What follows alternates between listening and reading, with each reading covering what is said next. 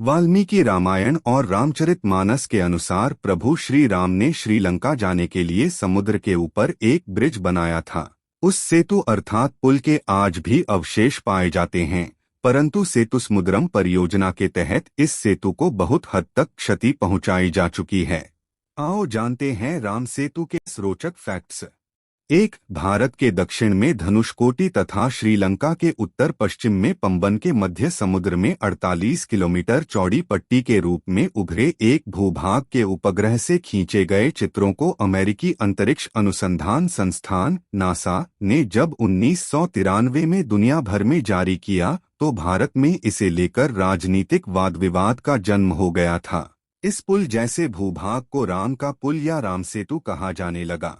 राम सेतु का चित्र नासा ने 14 दिसंबर 1966 को जेमिनी 11 से अंतरिक्ष से प्राप्त किया था।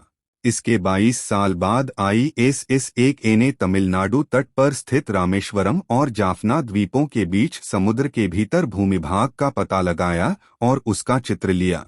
इससे अमेरिकी उपग्रह के चित्र की पुष्टि हुई। 2 दिसंबर 1917 में साइंस चैनल पर एक अमेरिकी TV show ancient land bridge में अमेरिकी पुरातत्वविदों ने वैज्ञानिक जांच के आधार पर यह कहा था कि भगवान राम के श्रीलंका तक सेतु बनाने की हिंदू पौराणिक कथा सच हो सकती है। भारत और श्रीलंका के बीच 50 किलोमीटर लंबी एक रेखा चट्टानों से बनी है और ये चट्टानें 7000 साल पुरानी हैं, जबकि जिस बालू पर ये चट्टानें टिकी हैं वह 4000 साल पुराना है।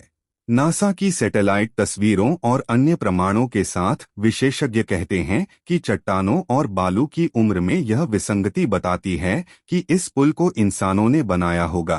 3 इस पुल जैसे भूभाग को राम का पुल या राम सेतु कहा जाने लगा। सबसे पहले श्रीलंका के मुसलमानों ने इसे आदम पुल कहना शुरू किया था। फिर ईसाई या पश्चिमी लोग इसे एडम ब्रिज कहने लगे।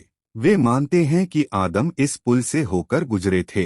4 राम सेतु पर कई शोध हुए हैं। कहा जाता है कि 15वीं शताब्दी तक इस पुल पर चलकर रामेश्वरम से मन्नार द्वीप तक जाया जा सकता था, लेकिन तूफानों ने यहां समुद्र को कुछ गहरा कर दिया।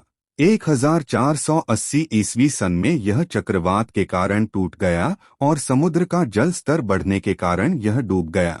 5 वाल्मीकि रामायण कहता है कि जब श्री राम ने सीता को लंकापति रावण से छुड़ाने के लिए लंका द्वीप पर चढ़ाई की तो उस वक्त उन्होंने विश्वकर्मा के पुत्र नल और नील से एक सेतु बनवाया था, जिसे बनाने में वानर सेना से सहायता की थी।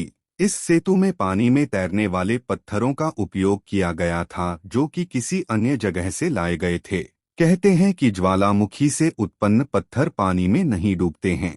संभवत इन्हीं पत्थरों का उपयोग किया गया होगा। 6 भगवान राम ने जहां धनुष मारा था उस स्थान को धनुषकोटी कहते हैं। राम ने अपनी सेना के साथ लंका पर चढ़ाई करने के लिए उक्त स्थान से समुद्र में एक ब्रिज बनाया था। इसका उल्लेख वाल्मीकि रामायण में मिलता है। श्री राम ने इसे सेतु का नाम नल सेतु रखा था। वाल्मीकि रामायण में वर्णन मिलता है कि पुल लगभग 5 दिनों में बन गया, जिसकी लंबाई 100 योजन और चौड़ाई 10 योजन थी। रामायण में इस पुल को नल सेतु की संज्ञा दी गई है। नल के निरीक्षण में वानरों ने बहुत प्रयत्न पूर्वक इस सेतु का निर्माण किया था। वाल्मीकि रामायण 6/2276 गीता प्रेस गोरखपुर से छपी पुस्तक श्रीमद् वाल्मीकि रामायण तथा सुखसागर में वर्णन है कि राम ने सेतु के नामकरण के अवसर पर उसका नाम नल सेतु रखा। इसका कारण था कि लंका तक पहुंचने के लिए निर्मित पुल का निर्माण विश्वकर्मा के पुत्र नल द्वारा बताई गई तकनीक से संपन्न हुआ था।